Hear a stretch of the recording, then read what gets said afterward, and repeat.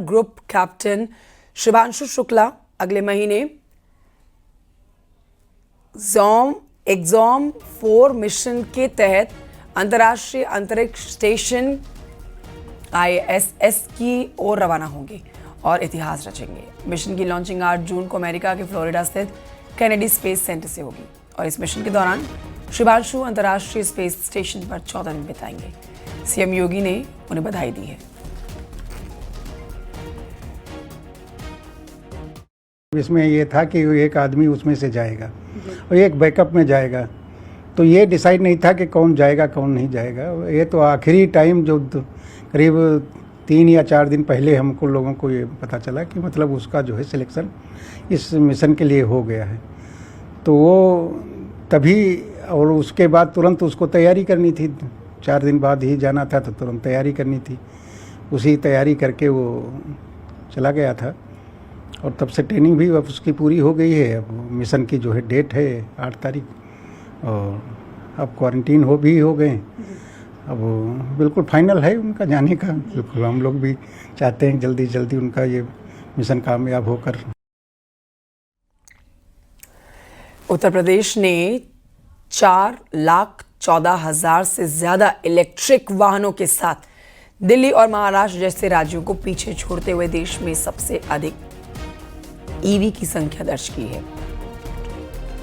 बता दें आपको, योगी सरकार लगातार उत्तर प्रदेश में ई मोबिलिटी को प्रोत्साहित करती रही है, जिसके कारण यूपी में इलेक्ट्रिक वाहनों की बिक्री तेजी से बढ़ी है।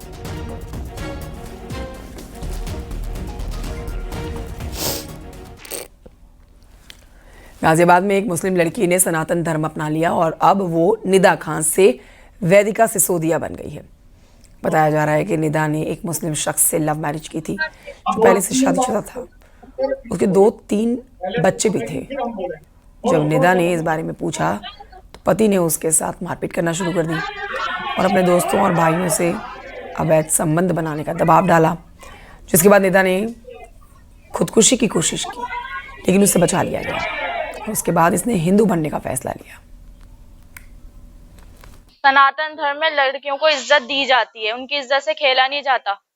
जब हम सनातन धर्म में अगर कोई किसी को अपनी बहन बेटी मान लेता तो वो उनके लिए बहन बेटी ही है। उन पे गंदी नजर या गंदा हाथ नहीं रखा जाता। जो मेरे साथ हुआ, मैंने भी फेस किया है इस चीज को। मुसलमान धर्म में मैंने भी फेस किया है इस चीज को। मेरे ऊपर मेरे हस्बैंड, उसके भाई, उसके दोस्त। मेरे माता पिता का तो कहना यह है, जो तुम्हारे मन को भाई तुम वही करो। उनकी भी कोई मेरे पर जोर जबरदस्ती नहीं है। उन्होंने कहा अगर तुम्हें इस धर्म में आना है तो हमें कोई आपत्ति नहीं है।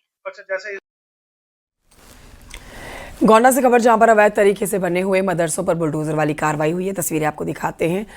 जिन भी मदरसे, ईदगाहों और मस्जिदों में बुलडोजर वाली कार्रवाई हो रही है वो इलीगल है। इनके पास यहाँ के प्रॉपर पेपर नहीं है। अवैध निर्माण यहाँ किया जा रहा है। उसी कड़ी में गोंडा में भी अवैध निर्माण को ध्वस्त किया गया है।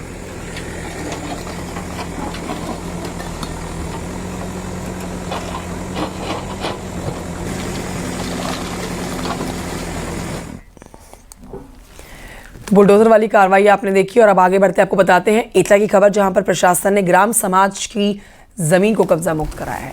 जमीन पर कई सालों से अज्ञात लोगों ने कब्जा कर रखा था, जिसके बाद से यहां पर SDM के नेतृत्व में अवैध कब्जे को ध्वस्त कराया गया। इस दौरान पुलिस प्रशासन की टीम देखते ही अतिक्रमणकारी फरार हो गए। पूरा मामला तहसील सदर क्षेत्र के गांव धीरामई का बताया जा रहा है। ये सूचना मुझे मोबाइल के माध्यम से मिली थी कि ये ग्राम एक है यहाँ पे धीरामई पौने 10 बिस्वा, ये ग्राम का नाम है। यहाँ से सूचना है कि यहाँ पे ग्राम समाज की ज़मीन है, उस पर कुछ लोग अवैध कब्जा कर रहे हैं। तत्काल हमने इसको संज्ञान में लिया और हमारे नायब साहब महारा, जो नायब तहसीलदार महारा, उनको वहाँ पे भेज करके पुलिस फोर्स की उपस्थिति में उस अवैध कब्जे को ध्वस्त कर दिया गया और वहाँ पे कब्जा मुक्त कर दिया। वाराणसी में कोरोना के नए वेरिएंट की दस्तक से हड़कंप है। BHU के रेजिडेंट डॉक्टर भी इसकी चपेट में आए हैं और इनके साथ साथ 5 कुल मिला के डॉक्टर कोविड पॉजिटिव पाए गए हैं। 2 संक्रमित आइसोलेशन में हैं। पिछले 1 हफ्ते में 5 लोग कोरोना पॉजिटिव हो गए। डॉक्टर्स ने सतर्कता बरतने की सलाह दी है।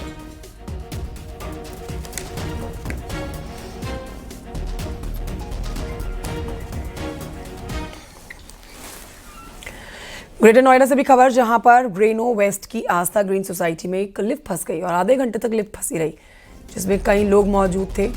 लिफ्ट फंसी, बिजली नहीं, ऐसे में लोग घबरा रहे थे और घबराहट हो गई। अंदर जितने भी लोग मौजूद थे उन्होंने वीडियो बनाकर अपना गुस्सा दिखाया। क्लब हाउस के लिफ्ट में 3rd फ्लोर पे लिफ्ट फंसी हुई है और जर्क भी लगे very 3-4 pathetic state of lifts.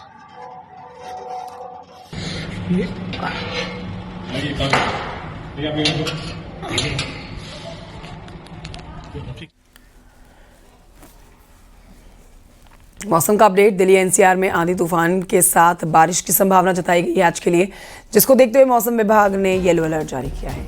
Gautam Buddha नगर, दिल्ली, गाजियाबाद, यहाँ पर येलो अलर्ट जारी कर दिया गया है। दिल्ली एनसीआर में एक गर्मी चरम पर है। मौसम विज्ञान केंद्र ने कहा है मौसम में बड़ा बदलाव देखने को मिलेगा। गरज चमक के साथ बारिश होगी, आंधी आएगी। मौसम विभाग ने इसके लिए येलो अलर्ट जारी किया है।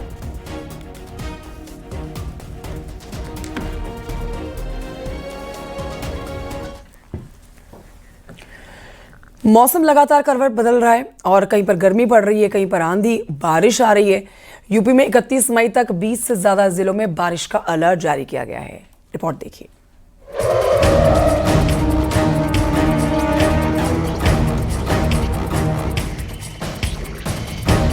मई का महीना खत्म होने जा रहा है, जो भयंकर गर्मी के लिए जाना जाता है।